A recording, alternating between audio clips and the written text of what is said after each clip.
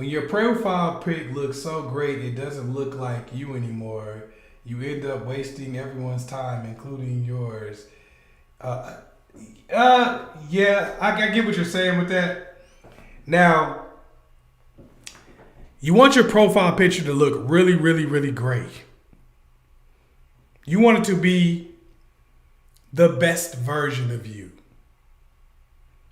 Because you got to remember, you're competing with a bunch of people who have profile pictures that are the best version of them.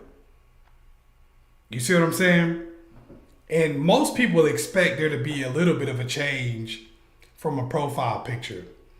As long as you show up and you put the same energy in, because the reality is, most of what you could do in a profile picture, you could do in person. You just got to put the effort in.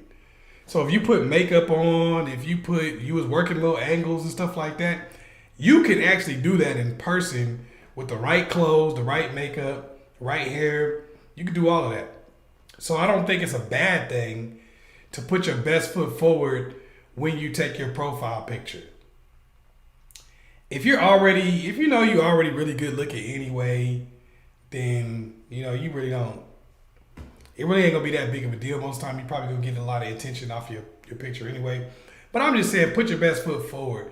Because if you don't put your best foot forward, other people are. Other people are putting their best foot forward, and that's who you're competing with. You compete with people who actually tried.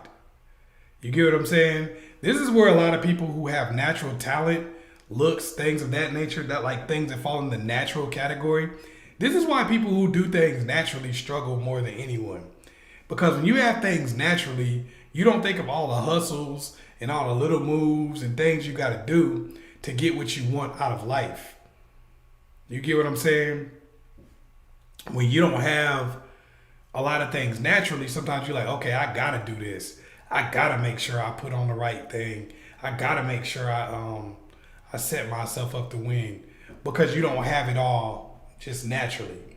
So for somebody like you who's got a lot of good stuff going on naturally, you got to still make sure that you put your best foot forward anyway, because other people, they will do whatever they need to do to compete because they may not have everything. You got to pretend like you don't have a talent.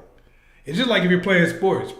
If you're playing ball or something like that, you got to practice like Kobe did, where he was practicing like somebody who didn't have any talent. You watch Kobe, you be like, man, you wouldn't think that he had so much natural talent by the work that he was putting in. So you got to put that same thing into dating and into relationships too.